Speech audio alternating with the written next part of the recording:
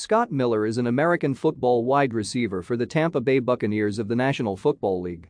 He played college football at Bowling Green. Miller played football at and graduated from Barrington High School in 2015. He was regarded as a two-star recruit coming out of high school.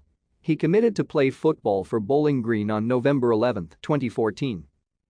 Miller was drafted by the Tampa Bay Buccaneers in the 6th round, 208th overall, of the 2019 NFL Draft. The Buccaneers acquired the selection used on Miller in a trade that sent Desian Jackson to the Philadelphia Eagles. In Week 15, during a 38-17 win against the Detroit Lions, Miller caught 3 passes for 49 yards and his first career touchdown, but injured his hamstring and left the game. On December 17, 2019, Miller was placed on injured reserve. Miller finished his rookie season with 13 catches for 200 yards and 1 touchdown as well as 2 rushes for 18 yards. Thank you for watching. Like and subscribe if you would like to view more of our videos. Have a nice day.